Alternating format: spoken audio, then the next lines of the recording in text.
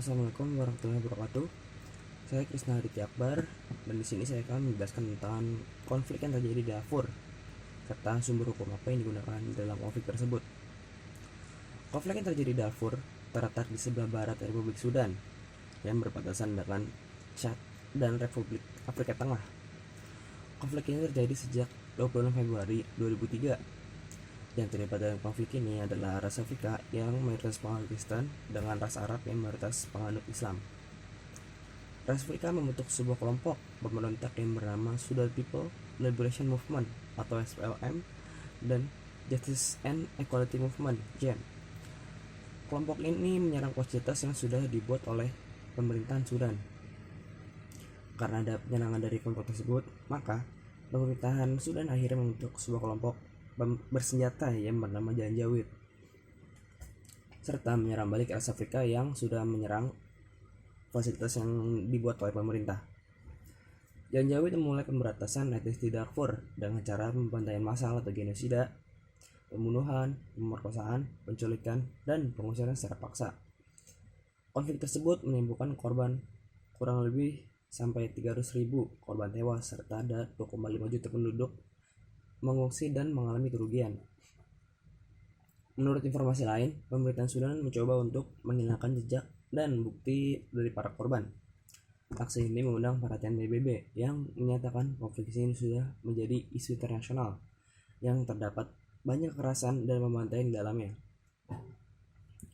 Presiden pemerintahan Sudan yang bernama Omar al-Bashir yang menjadi presiden sejak Juni 1989 hingga April 2019 didakwa pada 4 Maret 2009 dengan tiga tuduhan genosida yang terdapat dalam pasal 6 Statuta Roma.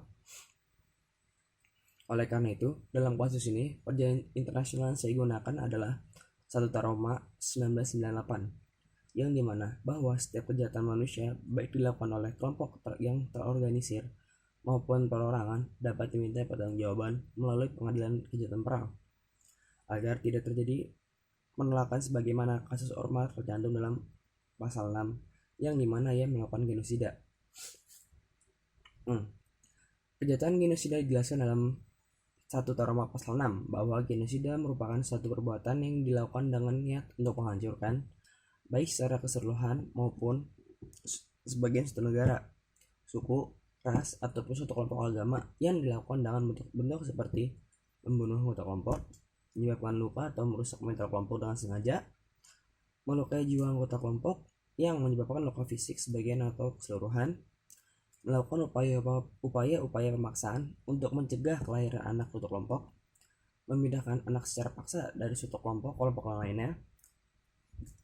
Secara umum, kejahatan genosida merupakan tindakan terencana yang ditujukan untuk menghancurkan eksistensi dasar dari bangsa atau kelompok sebuah entitas yang diarahkan pada individu-individu yang menjadi anggota kelompok yang bersangkutan.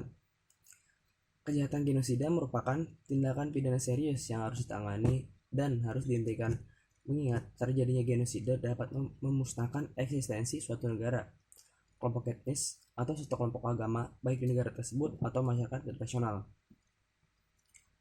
Dokumen tentang kejahatan yang menjadi yurisdiksi ICC mensyaratkan bahwa perbuatan genosida terjadi dalam konteks sebuah bentuk nyata atau manifest pattern dari perbuatan yang serupa ditujukan kepada kelompok atau merupakan perbuatan yang mengakibatkan pemusnahan, kesengajaan untuk membunuh hanya sedikit anggota kelompok, bukan merupakan genosida. Namun yang menjadi catatan adalah bukan jumlah dari kebanyakan korban, tetapi kesengajaan dari pelaku untuk memusnahkan sejumlah besar anggota kelompok. Isi pasal 6 Statuta Roma adalah tentang genosida. Untuk keperluan statuta ini, genosida berarti setiap perbuatan berikut ini yang dilakukan dengan tujuan untuk menghancurkan seluruhnya atau untuk sebagian suatu kelompok nasional, etnis, ras, keagamaan, seperti misalnya membunuh anggota kelompok tersebut, menimbulkan luka fisik atau mental yang serius terhadap para anggota kelompok tersebut, serta secara sengaja menimbulkan kondisi kehidupan atas kelompok tersebut yang diperhitungkan akan menyebabkan kehancuran fisik secara keseluruhan atau untuk sebagian. Sekian dari pemaparan saya tentang konflik yang terjadi di Darfur serta sumber hukum apa yang digunakan dalam konflik tersebut. Kurang lebihnya mohon maaf. Terima kasih.